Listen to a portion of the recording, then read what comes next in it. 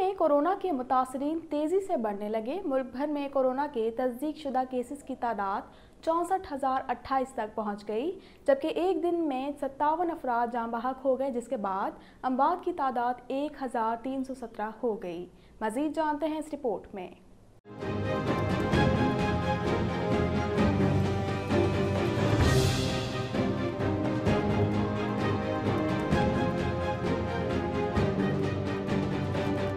National command and operation centre के ताज़ा तरीन आदाद-ओ-शुमार के मुताबिक गुज़िश्ता 24 घंटों के दौरान 2,636 नए केसेस रिपोर्ट हुए।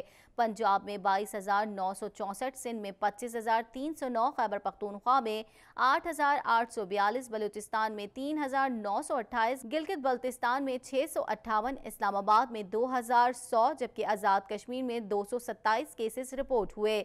सिंध में 396, पंजाब में 410, खैबर पख्तूनख्वा में 432, गिलगित बल्तिस्तान में 9, बलूचिस्तान में 43 और इस्लामाबाद में 22 मरीज जान से हाथ धो बैठे। कोरोना के हवाले से बात करते हुए तज्जियाकार अदीब सफ़ी का कहना था कि जो तजुर्बात कर रहे हैं, देख रहे हैं, उसकी वैक्सीन तैयार कर रहे हैं, सारा कुछ हो रहा है।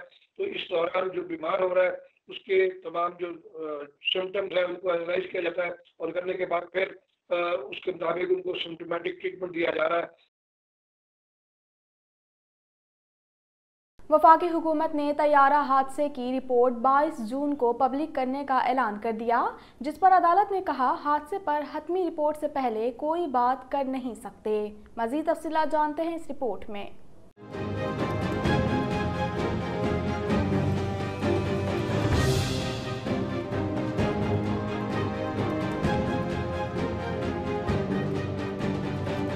सिंध हाई कोर्ट में PIA तैयारा हादसे की शफाफ तहकीकात से मुतालिक दरख्वास्त पर समाअत हुई। अदालत ने डिप्टी अटॉर्नी जनरल से इस्तफसार किया तैयारा हादसे की रिपोर्ट कब तक आएगी, जिसमें बताया गया कि वफाकी हुकूमत का तैयारा हादसे की रिपोर्ट 22 जून को पब्लिक करने का ऐलान किया गया है। डिप्टी अटॉर्नी जनरल पाकिस्तान ने सिंध हाई कोर्ट को आगाह किया कि 22 जून तक रिपोर्ट आने के इम्कान है।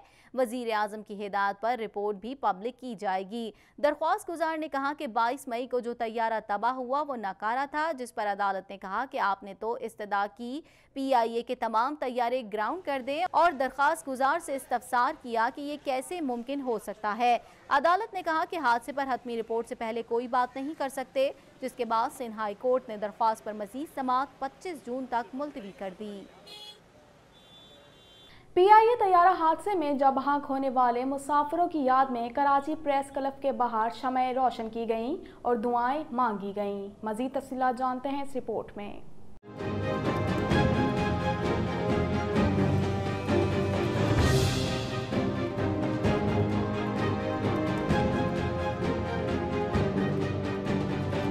निजी NGO के तहत PIA तैयारा हादसे के जाँ बहक होने वालों की याद में शमए रोशन करने की तकरीब मुनक्किद हुई। कराची प्रेस क्लब के बाहर होने वाली ताज़ियती तकरीब के शुरका ने अपने हाथों में बैनर्स भी उठाए हुए थे।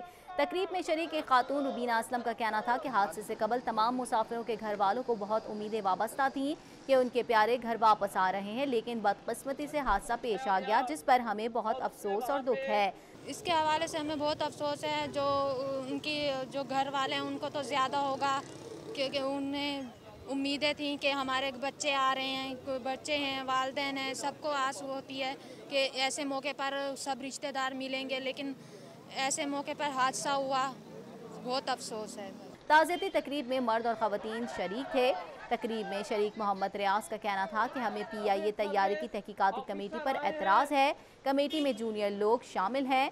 कमेटी में पालपा के नुमाइंदों को भी शामिल किया जाना चाहिए। कमेटी में हाई कोर्ट या सुप्रीम कोर्ट के रिटायर्ड जज को भी शामिल किया जाना चाहिए था, ताकि तहकीकात शफाफ होती। सबसे पहले CEO को इस्तीफा देना चाहिए। ये जो तरीकाकार है हुकूमत का कि इससे पहले कि इस पर कोई किसी किस्म की तहकीक होती, तफ्तीश, इनको पहले ही इन्होंने कह दिया कि तैयारे में ख़राबी थी। भाई अगर तैयारे में ख़राबी थी, आपने पहले से तय कर लिया है, फिर कमेटी बनाने की क्या ज़रूरत थी।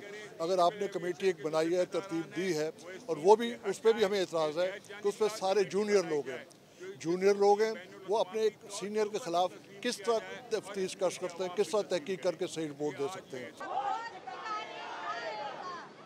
दुनिया भर में आज अक़वाम मुत्तहिदा का आलमी दिन मनाया गया। 75 साल कबल आज ही के दिन अक़वाम मुत्तहिदा की बुनियाद रखी गई, मगर इसकी ज़रूरत क्यों पेश आई, देखते हैं इस रिपोर्ट में।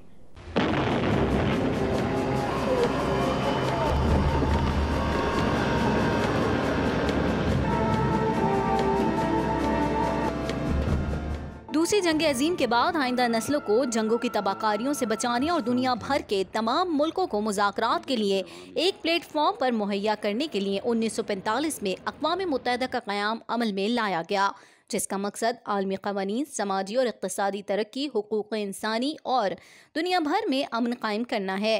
अक़वाम मुत्तहिदा की जनरल असम्बली का पहला इजलास लंदन में हुआ।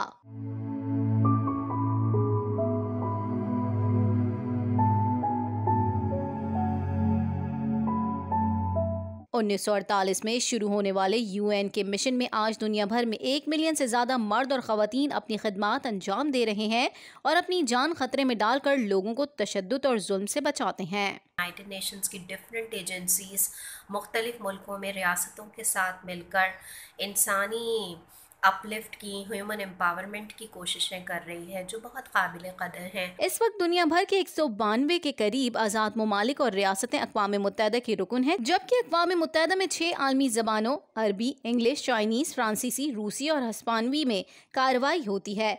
अक़वाम मुत्तहिदा के तमाम निज़ाम को उसकी ज़ेली एजेंसियाँ जनरल असम्बली, सिक्योरिटी काउंसिल और दीगर एजेंसियाँ चलाती हैं।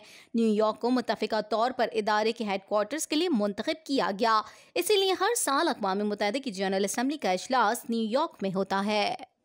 Army chief general Qamar Javed Bajwa ने कहा है कि आलमी अमन के लिए पाकिस्तान का अज़म गैर मुतज़लज़ल है।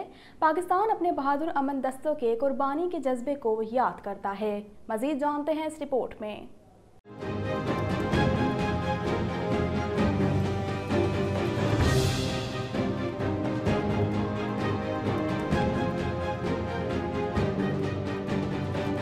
पाक फौज के शोबा ताल्लुकात आमा ISPR के मुताबिक army chief general Qamar Javed Bajwa ने अमन मिशंस के आलमी दिन के मौके पर पैगाम में कहा कि आज पाकिस्तान अपने बहादुर अमन दस्तों के कुर्बानी के जज्बे को याद करता है। पाकिस्तानी अमन दस्ते दुनिया के दुश्वार गुजार और सूरज ज़दा इलाकों में इंसानियत की खिदमत जारी रखे हुए हैं। आर्मी चीफ ने कहा कि अक़वाम मुत्तहिदा के चार्टर के तहत आलमी अमन के लिए पाकिस्तान का अज़म गैर मुतज़लज़ल है। अमन दस्तों का आलमी दिन मनाने का मकसद दुनिया भर के अमन दस्तों की काविशों और इंसानी हमदर्दी की सरगर्मियों का एतराफ़ करके उन्हें खराज तहसीन पेश करना है। मज़ीद खबरें भी बुलेटिन का हिस्सा होंगी, मगर इस ब्रेक के बाद।